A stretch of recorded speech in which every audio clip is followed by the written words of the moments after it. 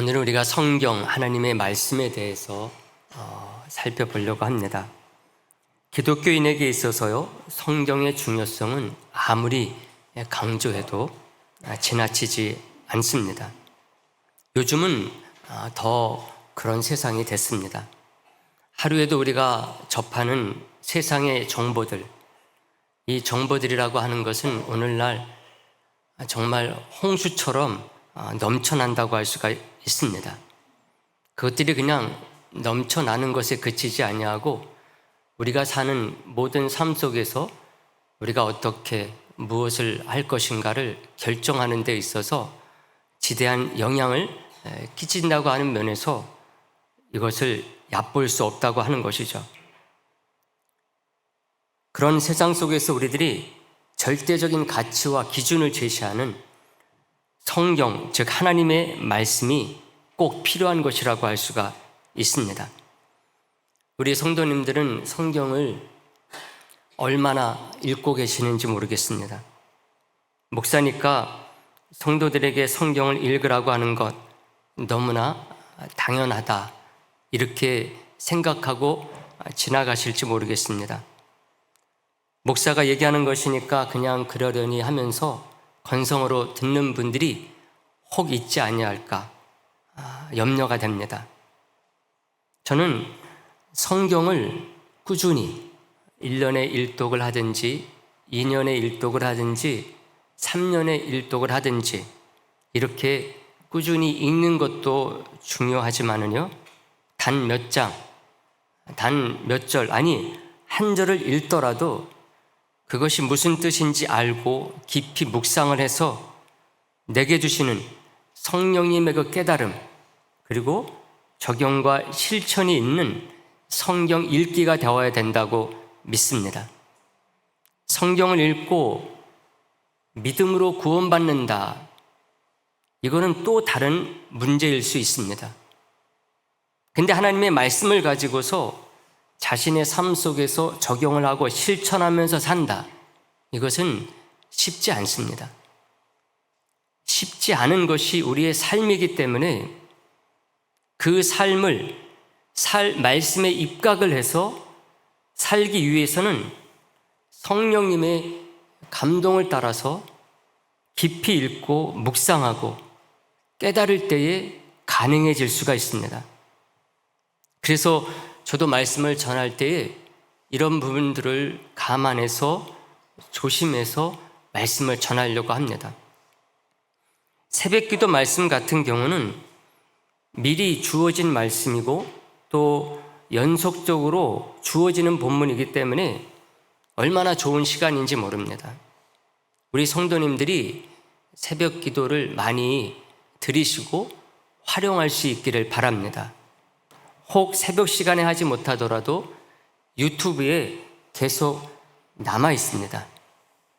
그래서 그 첫 화면에 보게 되면은 어떤 성경 그리고 어떤 구절 그것이 나오기 때문에 여러분들이 그것을 참고 삼아서 삶 가운데서 여러분들이 말씀으로 사는데 유용하다고 생각을 합니다. 성도님들이 많이 활용할 수 있기를 바랍니다. 오늘 본문 말씀 같은 경우는요, 신명기서에 나오는 말씀입니다. 신명기서는요, 그 책 이름으로만 따지게 되면은 두 번째 주시는 율법, 명령의 말씀이라는 뜻입니다. 신의 산에 이어서 다시 한번 주시는 성경이라는 뜻이 되는 거죠. 그래서 한자로도 이 신이라는 그 말은 거듭 신자를 씁니다. 되풀이 신자를 쓰는 거죠. 그래서 다시 한번 주시는 명령의 말씀이라는 그런 의미에서 신명기입니다. 그렇다고 한다면은 처음 주셨던 첫 번째 주신 말씀이 있다는 것을 전제한 책 이름이거든요. 그 첫 번째 주신 말씀이 뭔가 바로 시내 산에서 주신 말씀입니다. 하나님은 모세를 통해서 시내 산에서 십계명을 비롯한 율법들을 주셨습니다. 그때는 출애굽을 한 지 1년도 되지 않은 때입니다. 그때는 율법과 함께 성막을 어떻게 지을 것인가, 그리고 제사는 어떻게 드릴 것인가, 이것에 대해서도 알려주셨죠. 그것을 통해서 이제 들어가게 되는 가나안에서 살 때에 그 말씀을 가지고 살라, 그래서 그 시기에 주신 것입니다. 근데 이스라엘 백성들은 바로 가나안에 들어가지 못했죠. 불신앙으로 말미암아 40년을 광야에서 떠돌아야 됐습니다. 이제 그리고 징벌로 약속이 됐었던 40년이 다 지났을 때에 하나님께서 모세에게 다시 주신 말씀을 전한 내용이 신명기서가 되는 것입니다. 이때는 하나님께서 이번에는 꼭 가나안에 들어가라, 그런 뜻에서 이 말씀을 이때에 주신 것입니다. 이때 다시 십계명도 주신 것이죠. 그 외에 여러 율법도 다시 주셨어요. 모세오경을 보게 되면은 이렇게 겹치는 두 번 나오는 십계명뿐만 아니라 여러 율법들이 나옵니다. 언뜻 생각하기에는 이상할 수가 있죠. 모세오경은 다 모세가 기록한 것으로 우리들이 알고 있지 않습니까? 또 시기도 거의 비슷합니다. 근데 왜 똑같은 내용이 두 번이나 나올까? 우리들이 그것을 의아하게 생각할 수가 있습니다. 십계명 같은 경우도 출애굽기서 20장에 한 번 나오고 신명기서 5장에도 다시 한 번 나옵니다. 이렇게 똑같은 것이 두 번 나오다 보니까요, 고등비평 학자들 같은 경우는 이게 다른 사람이 다른 시기에 기록한 것이다, 이렇게 이제 비판을 하기도 합니다. 그러나 같은 사람이 거의 같은 시기에 또 같은 이 모세오경에 기록했다 할지라도 두 개의 의미는 완전히 다릅니다. 그래서 두 번 나오게 된 것이라고 할 수가 있는 것이죠. 시간적으로는 40년의 차이가 있습니다. 그러므로 거기에 부여된 의미가 다를 수밖에 없죠. 내용상으로 보면은 같을 수 있는데 의미는 완전히 다르다, 이렇게 말씀드릴 수가 있습니다. 왜? 그 사이 한번 실패한 경험이 있기 때문에 그렇습니다. 두 번째는, 즉 두 번째로 주신 말씀이다라는 의미에서 신명기서인데, 이 두 번째라고 하는 것은 두 번, 둘이라는 의미만 담겨 있지 않아요. 세 번째는 없을 수 있기 때문에 마지막이라는 의미가 여기에 담겨져 있습니다. 첫 번째 실패가 있었으니 이번만큼은 반드시 말씀대로 순종해서 가나안에 들어가라는 그런 의미가 여기에 담겨져 있습니다. 그래서 신명기서에서는 이번만큼은 꼭 지켜 행하라 라는 이런 구절들이 많습니다. 오늘 본문도 그렇게 시작을 하죠. 오늘 본문 1절 말씀 우리가 봤지만 다 같이 다시 한번 보도록 하겠습니다. 다 같이 보겠습니다. 내가 오늘 명하는 모든 명령을 너희는 지켜 행하라.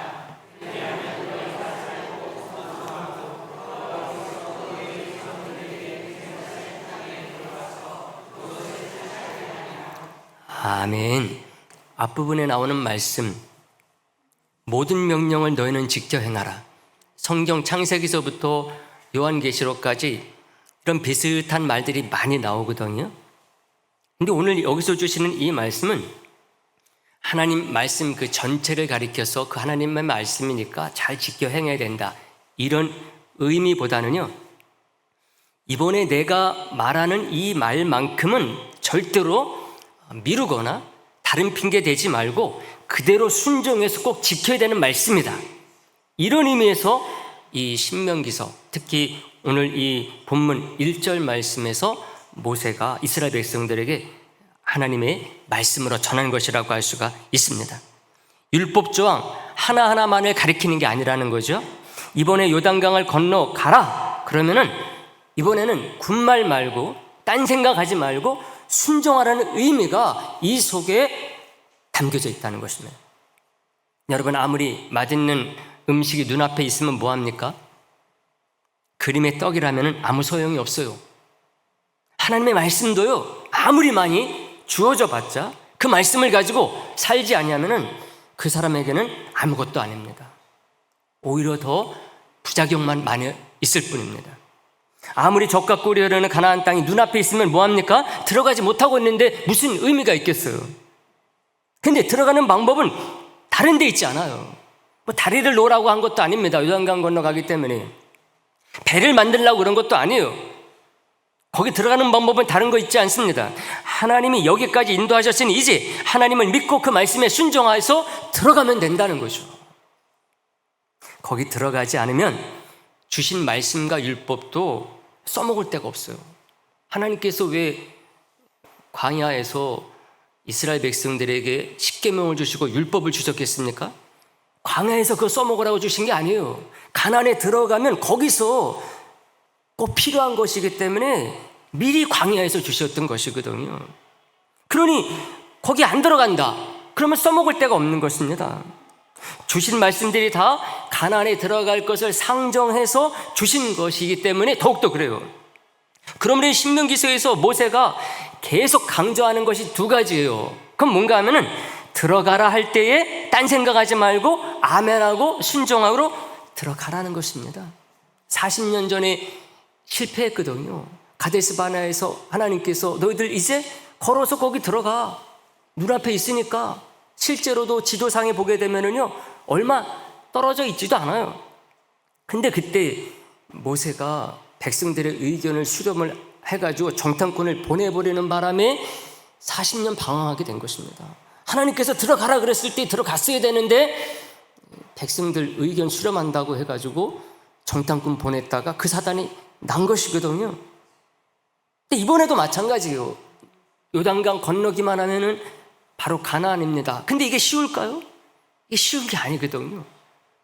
우리가 나중에 다 들어간 것을 알고 있기 때문에 그거 별거 아니었어 이렇게 생각할지 모르지만은요 40년 전과 같은 상황이 벌어질 수가 있습니다. 근데 이번에 그런 일이 만약에 벌어진다 그러면은 이번에 딴 생각하지 마라. 순종해서 가라. 이런 의미가 이 신명기서에 담겨져 있기 때문에 신명기서 전체 내용들은 딱 두 가지입니다. 이번에는 가라 그러면 순종하라.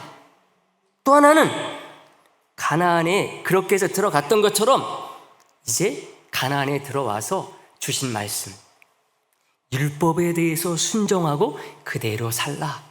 그런 의미에서 출애굽기서에서 주셨던 그 율법을 다시 한번 그 내용 속에 신명기서 속에 담고 있다고 하는 것입니다. 이 아멘과 순종을 할 수 있도록 하는 그런 성도, 그런 백성이 되게 하기 위해서 하나님께서 40년간 광야에서 훈련시켰다는 것입니다. 그래서 2절 말씀에 보게 되면 이 40년간의 광야 생활의 의미를 이렇게 부여를 하십니다. 2절 말씀도 우리가 다 같이 보도록 하겠습니다. 다 같이 봅니다. 내 하나님 여호와께서 이 40년 동안에 내게 광야 길을 걷게 하신 것을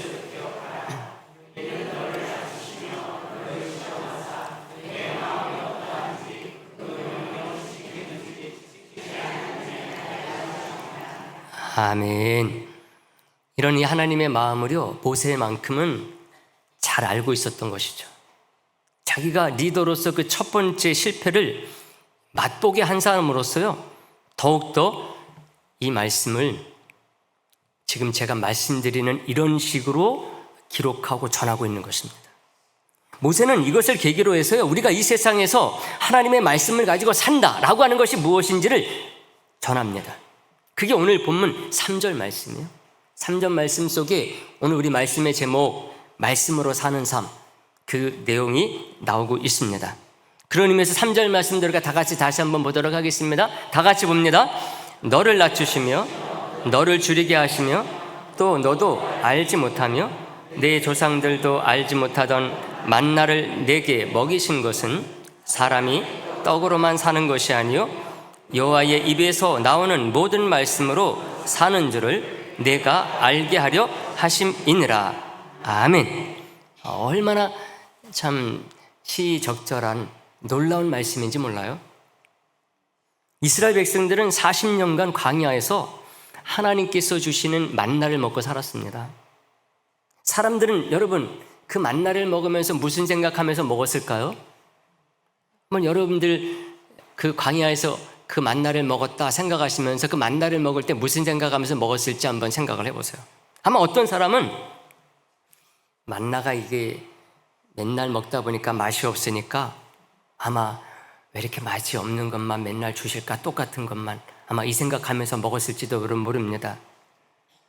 또 어떤 사람은 이게 고기를 하나님께서 잘 주시지 않았기 때문에 이 만나만 먹어야 되는지 불만하면서 먹었을 거예요. 아니면 이런 분도 분명히 있었겠죠. 야, 이 광야에서 만나라도 있으니까 이렇게 끼니 채우고 생명 이어갈 수 있으니 참 그나마도 감사하다. 아마 이런 생각하면서 먹었을 것입니다. 근데 그게 아니라는 거죠. 왜 하나님께서 만나를 주셨을까? 그 만나를 먹으면서 우리가 만나 같은 음식이 없으면 죽는 게 인생이다. 사람은 먹지 않으면 죽는다. 이거 깨달으라고 주신 게 아니라는 거예요. 나의 모든 생명이 다 하나님께 달려있음을 깨닫게 하기 위해서 주셨다는 거예요. 그 하나님의 말씀이 아니면 살 수 없다는 것이 인생임을 깨닫게 하시기 위해서 우리 하나님께서 이 만나를 주셨다는 거예요. 근데 예수님도 이걸 알고 계셨어요. 그래서 예수님께서 40일간 광야에서 금식기도 하실 때에 마귀에게 시험을 받잖아요. 근데 이 말씀을 가지고 예수님께서 이 마귀를 물리치십니다. 마태복음 4장에 보게 되면 그 내용이 나와요. 40일간 금식기도 하고는 예수님에게 마귀가 찾아와가지고 시험을 하는데 첫 번째 시험하는 게 뭔가 하면은 배고프니까 돌들을 가지고서 떡을 만들어 먹으라는 거예요. 여러분, 이 시험이 무슨 시험이겠습니까? 야, 예수니까 너 만들 수 있잖아. 능력 있잖아. 이거 테스트하려고 그런 것일까요? 돌 가지고 떡을 만들지 못 만들지 보려고 예수님의 그 능력을 시험하려고 하는 것이 첫 번째 시험이겠습니까? 그게 아니라는 거예요. 마귀의 입에서 나온 말씀을 따라 무엇을 할까 말까를 결정하는 분이 예수님이 아님을 이것을 통해서 분명히 보여주십니다. 이것은 우리가 사는 것이 먹는 것에 달려있는 게 아니라 하나님께 달려있고 하나님의 말씀에 달려있음을 깨닫게 하는 것이었다는 거죠. 그래서 마귀에게 예수님께서 이렇게 딱 말씀하세요. 마태복음 4장 4절에 보게 되면은 예수께서 대답하여 이르시되 기록되었으되 사람이 떡으로만 살 것이 아니요 하나님의 입으로부터 나오는 말씀으로 살 것이라 하였느니라 하시니, 딱 이렇게 말합니다. 기록되었으되 이 말이 뭡니까? 인용했다는 거예요. 어떤 말씀을 인용한 것입니까? 사람이 떡으로만 사는 것이 아니요 하나님의 입에서 나오는 말씀으로 산다. 이 말씀 어디서 인용한 것이겠습니까? 오늘 본문 8장 3절 말씀을 인용하신 거예요. 이 말씀 그대로 인용해서 그 마귀를 물리친 것입니다. 이건 다른 말이 아니죠. 우리가 돈이나 내 노력이나 내 능력 가지고 사는 것이 이 세상인 것 같지만은 그게 아니라는 거예요. 저 여러분들이 아무리 음식이 있어도 내 손으로 내가 또 먹기 때문에 내가 지금 살고 있다, 그렇게 생각할 것 같지만 그게 아니라는 거예요. 하나님이 너 이제 그만이야. 그러면은 그 말씀이 우리 인생 내 생명 가운데 떨어지게 되면은 아무리 눈앞에 먹을 게 많아도 돈이 많고 능력이 많다 할지라도 어떻게 하느냐? 그 순간 다 끝이라는 거죠. 다 놔두고 가야 된다는 겁니다. 그때서야 우리는 무슨 생각하느냐? 뭘 깨닫느냐? 우리가 사는 게 떡과 같은 것들로 사는 게 아님을 깨닫게 되는 것이죠. 내 힘으로 내가 먹는 것 같았지만 그게 아님을 그때 깨닫는 거죠. 아픈 것도 다른 것도 불평 불만하는 것도 이제는 다 소용이 없는 죽은 생명이 되는 것입니다. 하나님이 허락하시니까 하나님의 입에서 아직 그만이라는 얘기가 떨어지지 않았기 때문에 우리들이 먹는 것이 나를 살리는 것 같고 내가 가지고 있는 능력이나 지혜 같은 것이 소용이 있는 것, 그것이 나의 삶의 질을 좌우하는 것처럼 보일 뿐이라고 하는 것입니다. 그러므로 우리가 진짜로 잘 살려고 그러면은 하나님의 말씀을 가지고 사는 게 뭐냐? 이것을 깨닫고 그것을 모든 삶 속에서 구현하면서 살 때에 우리의 삶이 정말 참된 삶으로 나가게 된다는 말씀입니다. 믿으시기를 간절히 소망합니다. 여러분, 그게 아니라 우리가 사는 게 음식에 달려있다, 돈에 달려있다, 내 능력에 달려있다, 세상 지혜에 달려있다, 이렇게 믿으면 믿을수록요, 우리 인생은 점점점 어떻게 되느냐? 이게 황폐화되게 되어 있어요. 각박해지게 되어 있어요. 그런 사람들이 많으면 많을수록요, 이 세상은 점점점 어떻게 되느냐? 살기 힘든 세상이 되게 되어 있습니다. 그게 바로 우리가 오늘날 체험하고 있는 거예요. 사랑하는 성도 여러분, 제가 목사라서 그런 게 아니라요, 저는 하나님의 말씀, 이 성경을 갖고 산다, 그런 사람이라는 것 얼마나 감사한지 몰라요. 사람들은 어떤 일을 처음에 딱 당하게 되면은요, 이거 어떻게 처리해야 될지 갈피를 잡지 못합니다. 어떤 사고를 당해도 그렇고, 어떤 문제가 집에 터져도 그렇고, 옛날에는 오히려 오늘날보다 낫던 것 같아요. 옛날에는 대가족이라 물어볼 사람도 많았잖아요. 그리고 또 대신 해달라고 그럴 사람들도 많았어요. 근데 오늘날은 핵가족이 되다 보니까요, 어떤 일이 터지면은 이거 어떻게 해야 될지를 몰라요. 그래서 사람들에게 물어보죠. 네이버를 찾아봅니다. 책을 들춰봅니다. 저도 마찬가지죠. 근데 최종적인 결정은 항상 제가 하나님께 물어요. 말씀에 비춰보는 거죠. 하나님은 어떻게 하실지, 예수님은 어떻게 하셨을지를 말씀을 통해 생각하는 것입니다. 그래서 아무리 사람들에게 물어보고, 네이버에 물어보고, 그래서 이렇게 하는 게 좋다, 저렇게 하는 게 좋다, 그래도 최종적인 결정은 말씀을 따라 하려고 노력을 합니다. 만약에 제가 그런 삶을 살지 않아 왔다, 아마 그렇다고 한다면은 더 많은 잘못을 저질러 왔을 것 같아요. 아마 지금보다 훨씬 못된 사람으로 살았을 것입니다. 왜? 그때마다 세상 사람들 하는 대로 나도 했을 뿐이야. 그렇기 때문에 그런 것이죠. 그런 것 가지고서 위안을 삼고 살았을 것이죠. 근데 정말 다 살고 나서 지금도 마찬가지죠. 그때는 그러지 말았어야 되는데, 여러 가지 후회들이 남는 그런 인생을 사는 것이 또 다른 우리의 모습이다 하는 말씀을 드리게 됩니다. 그래서 하나님의 말씀을 가지고 사는 그런 참된 신앙인이 얼마나 바람직한지 모른다, 이렇게 말씀을 드리는 것입니다. 제가 지난주 한 권의 책을 읽었어요. 책 제목이 나의 조현병 삼촌이라는 그런 책입니다. 조현병은 흔히 정신병을 말하는 거죠. 옛날에는 조현병, 정신병 이런 말 안 썼어요. 미쳤다 그러는 거죠. 그 병을 말하는 거예요. 저자의 외삼촌은 24살에 이 조현병에 걸려가지고요, 지금은 60대 할아버지가 된 분이에요. 조현병 환자를 가족으로 이제 둔 이 가족들이 그 오랜 세월을 어떻게 살아왔는지를 이 책에서 이제 그려주고 있어요.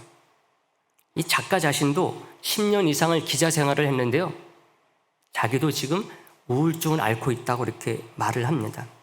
근데 이분이 많은 고민 끝에 이 책을 써야 될지 말아야 될지 고민 끝에 이 돈은 숨기되 병은 알려야 된다, 이런 생각으로 이 책을 쓰게 됐다는 것입니다.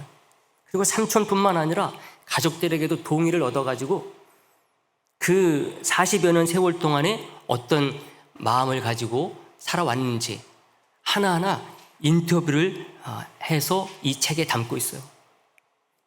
제가 이 책을 읽으면서요, 의외로 우리 주위에 이런 분들이 많다는 것을 알게 됐습니다. 이 조현병만 해도요, 100명 중에 한 사람이 앓고 있다고 그래요.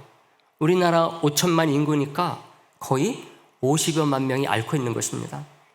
거기에다가 함께 고통을 겪고 있는 가족들까지 센다고 한다면 그 숫자가 훨씬 늘어나는 거죠. 근데 정신적인 그런 질환이다 그러면 조현병만 해당되지 않거든요.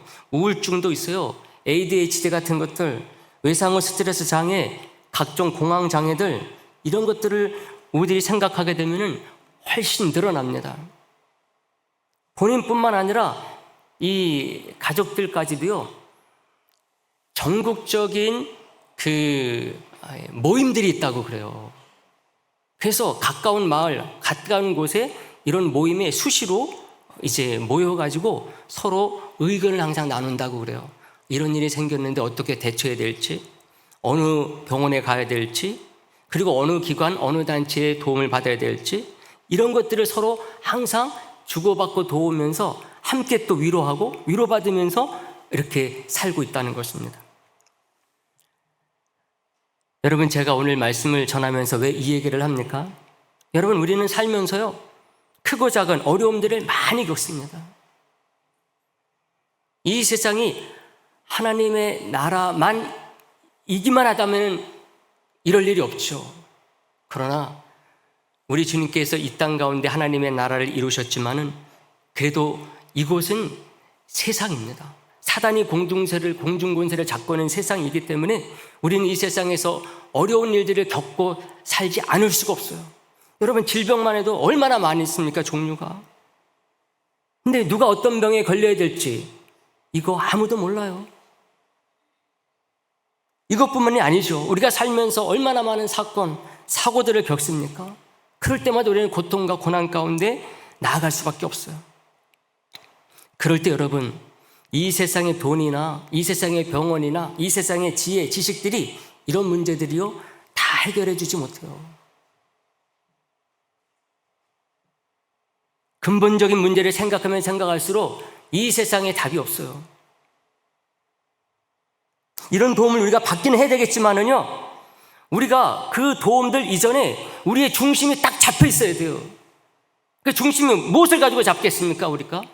뭐 세상에 어떤 똑똑 사람의 의견? 그런 게 아니죠. 우리의 그 신앙이 우리의 중심을 딱 이루고 있어야 된다는 것입니다. 하나님 우리의 중심을 이뤄야 되는데 하나님께서 우리의 중심이 된다는 것이 뭡니까? 하나님의 말씀을 가지고 산다는 거죠. 그러지 아니하면요, 다른 것들이 도움이 되기보다는 다른 것들 때문에 판단을 흐리게 되어 있어요. 이걸 해야 될지 저걸 해야 될지. 이게 좋은 쪽으로 나중에 나아가지 않기 때문에 그때 내가 결정한 게 너무나 참 잘못된 결정이야. 또 후회 막심합니다. 그래서 우리의 중심이 딱 되어 있을 때에 다른 것들이 도움이 되는 것입니다. 특히 우리가 예수님을 믿는 사람으로서 우리가 하나님을 그 중심에 딱 두고 하나님의 말씀으로 든든히 딱 서 나가게 되면은 훨씬 많은 것들이 좋은 도움들이 될 수가 있고 여러 효과들을 발휘할 수가 있게 됩니다. 그래서 우리에게 하나님을 믿는 신앙이 우리의 중심이 되어야 되고 그 가운데서 우리 하나님의 말씀을 주님 앞에 기도하는 것들, 이런 영적인 신앙생활이 중심이 되어야 된다는 말씀을 드리는 것입니다. 여러분, 하나님의 말씀을 우리가 가지고 산다 말씀드렸던 것처럼 하나님의 말씀, 구원에 대해서는 너무나 자명해요. 웬만한 분들 다 읽으면 믿음으로 구원받는 것이구나 알 수가 있어요. 그러나 이 말씀을 가지고 우리의 삶 속에서 어떻게 문제와 여러 가지 사건들 속에서 어떤 식으로 우리가 적용하고 결단하고 나가야 될 것인가, 이걸 알고 깨닫는 것은 쉽지가 않아요. 그래서 우리가 말씀을 어떻게 깊이 읽어야 되는가를 계속해서 고민하는 것입니다. 그 말씀을 제대로 우리가 알고 깨닫고 적용하기 위해서는 우리가 참고서를 또 읽어야 돼요. 그래서 제가 꼭 읽어야 될 우리 100권의 도서, 신앙도서를 계속해서 여러분들에게 권면하고 있는 것입니다. 이런 참고서, 자습서가 있어야지만이 성경에 있는 이런 것들을 깊이 우리가 알고 깨달을 수가 있기 때문에 그래요. 2000년에 우리 신앙인들이 어떤 신앙생활 가운데서 하나님의 말씀을 가지고 사는 데 있어서 어떻게 성공했고 어떻게 실패했는가, 이런 것들을 우리의 도움을 받아야지만이 성경 말씀, 하나님의 말씀을 제대로 깊이 깨닫고 적용하고 실천할 수가 있기 때문에 그렇습니다. 사랑하는 성도 여러분, 말씀을 정리하는데요, 오늘 우리는 주신 본문을 가지고서요, 말씀으로 사는 삶이라는 말씀을 생각했어요. 광야에서 하나님이 만나를 주시면서 알기를 원하셨던 것, 그것은 뭔가? 바로 우리가 하나님의 말씀으로 산다는 것이 무엇인가를 깨닫기를 원하셨던 것이다. 이 말씀을 살펴봤어요. 여러분, 사도 바울이 디모데전서 4장 4절에서 이런 말씀을 남겼어요. 하나님께서 지으신 모든 것이 선하며 감사함으로 받으면 버릴 것이 없다. 이런 말씀을 남겼어요. 여러분, 바울이 이 말씀을 가지고 자기의 인생을 신앙으로 살았다고 할 수가 있는데, 바울이 이 말씀 어디에서 가져왔을까요? 분명히 구약의 여러 말씀 가운데서도요, 하나님께서 천지 만물을 창조하실 때에 날마다 그렇게 말씀하셨거든요. 창조하시는 것들을 보시면서 보기에 좋았더라, 이런 말씀하셨거든요. 보기에 좋았다라는 말은 뭔가 하면은 보기에 선하다, 그 말이 여기에 딱 포함되어 있어요. 하나님께서 만드신 모든 것이 다 선하고 좋다는 것입니다. 좋다는 거예요. 바울이 이 말씀을 읽고 묵상하고 깨닫고 적용하면서 실천한 그런 삶이 어떤 삶이었을까요? 바울이 평생 지니고 다닌 병이라고 할 수가 있어요. 병. 바울이 평생 그 고쳐주지 않는 질병을 지고 다녔거든요. 이것만이 아닙니다. 그가 전도자로 살면서 얼마나 많은 핍박과 고생을 받았습니까? 근데도 불구하고요, 바울이 이런 모든 일들 속에서 꿋꿋하게 살아낼 수 있었던 것, 그것은 뭐 때문에 그랬을까? 그 마음 가운데 신앙이 있었기 때문에 그런 것인데, 그 신앙이라는 건 뭡니까? 하나님의 말씀 붙잡고 산 거예요. 그 하나님의 말씀 어떤 말씀이에요? 말씀드렸던 것처럼 하나님 지으신 모든 것이 선하다, 선하다. 그러면 하나님께서 내게 병을 주셨는데 이것도 어때요? 하나님께서 내게 주신 것이니 선하다. 하나님께서 내게 주신 것, 핍박과 고난, 전도자로 살았음에도 불구하고 왜 이렇게 고난이 많고 핍박이 많느냐? 그럼에도 불구하고 하나님께서 주신 모든 것이 선하니 이것도 감사하다. 바울이 나이 많아가지고 디모데에게 편지를 보내서 말한 것입니다. 하나님 지으신 것이 다 선하니 감사함으로 받으면 버릴 것이 없다, 디모데야. 그래서 오늘 본문 말씀뿐만 아니라 디모데전서 4장 4절, 4장 5절에서 바울이 이렇게 말을 해요. 하나님의 말씀과 기도로 거룩하여진다, 이런 말씀을 해요. 거룩하게 사는 삶이 무엇인가? 말씀과 기도로 산다. 이것도 맞는 말이죠. 그러나 이 바울의 고백입니다. 바울의 고백이에요. 어떤 의미에서? 하나님께 주신 거 다 선하다. 질병이라 할지라도, 핍박과 고난이라 할지라도, 그런 의미에서 우리는 말씀과 기도로 사는 것이다, 이렇게 디모데에게 권면하는 것입니다. 어린 디모데에게 이 말씀 전하는 거예요. 내가 앞으로 목회를 해나가는 데 있어서 아마 질병도 있을 것이고 핍박과 고난도 있을 것이지만 하나님께서 주시는 것은 다 선하다, 감사함으로 받으면 된다, 그거 권하는 것입니다. 다시 말하면 자기가 지금 자신의 인생에 그런 일이 많았음에도 불구하고 이런 고백을 남길 수 있었던 것, 그가 항상 하나님의 말씀과 기도로 살아왔기 때문에 말하는 것입니다. 그러면서 아들과 같은 사랑하는 제자 디모데에게 다른 어떤 세상의 방법이나 술수나 얕은 꾀로 살지 말고 말씀과 기도로 살라는 것이죠.